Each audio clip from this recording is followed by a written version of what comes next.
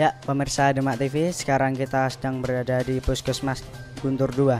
Di sini ada suatu kegiatan seminar kegawat daruratan obstetri. Ya, di sini kita bisa saksikan kegiatan yang sedang berlangsung. Berikut ini cuplikannya. Di suatu wilayah membuat kebijakan, apakah diperbolehkan? Diperbolehkan. Ya, kalau misalnya apakah ibu bidan masih diperbolehkan untuk menolong persalinan? Diperbolehkan. Asal dengan apa? Kita harus mematuhi Permenkes kita. Ya, peraturan Menteri Kesehatan. Kita bahkan kalau bidan itu sekarang sudah ada undang-undang kesehatan ya. Nah, undang-undang kesehatan. Saya mengingatkan kepada teman-teman untuk bisa mulai sekarang ini yang hubungannya dengan peningkatan kapasitas kita, kompetensi kita, bagaimana kita bisa diakui oleh negara. Di tahun 2024 Undang-Undang Kesehatan, bidan boleh melakukan praktek mandiri kalau bidan itu sudah berpendidikan seorang profesi kebidanan. Nah, jadi kalau yang masih D3, apakah diperbolehkan? Boleh, tapi tidak boleh membuka praktek mandiri. Ya, boleh di suatu klinik, boleh di puskesmas, boleh bermitra dalam satu bidan, misalnya dia bermitra, tapi secara mandiri tidak diperbolehkan. Ini undang-undang kesehatan yang terbaru. Ya, itu saja, Jin. Oke, terkesima lagi. Baik, Bu Asih, selanjutnya kita coba nih. Kelihatannya beliau Pak Arief Setiawan sudah punya strategi jitu ya, karena kalau kita melihat Puskesmas Guntur 2 selalu berbenah dan tentunya bagaimana memberikan pelayanan kesehatan kepada masyarakat. Nah, bagaimana nih Cak memaknai sebuah jejaring di kesempatan hari ini? Ini kan komplit nih, bagaimana menekan angka kematian bayi dan balita.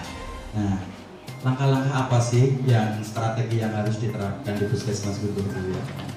Selamat datang beliau Bapak Dr. Erik Sutanto Taufik. Ya.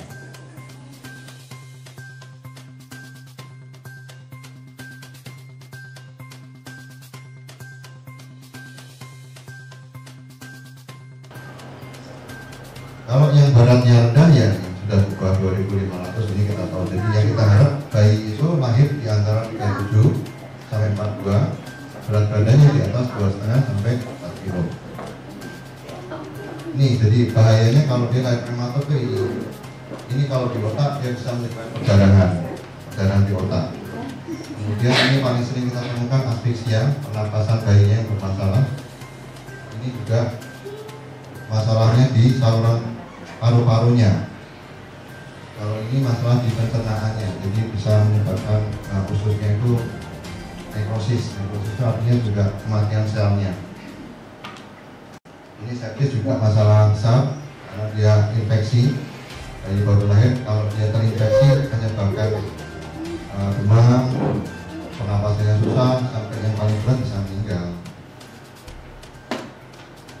Kalau ini masalah di pembuluh darahnya, yang ini mata, jadi dilihat tinyahnya. Kalau bayi-bayi prematur belum matang organ-organ, retina matanya juga bisa terkena. Ini paling parah ya.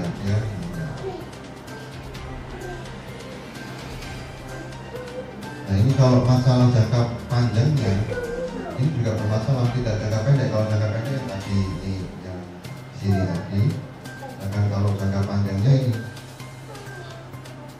masalah di paru, neurologi, itu persyaratannya dia menyebabkan retardasi mental, cerebral palsy, kejang, buta, tuli. Jadi itu akan menyebabkan kualitas hidupnya juga menurun.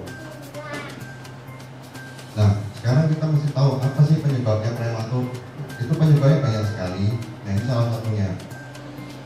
Ya, jadi memang dari masalah genetiknya, bawaannya. Jadi memang dia bawaannya bisa prematur.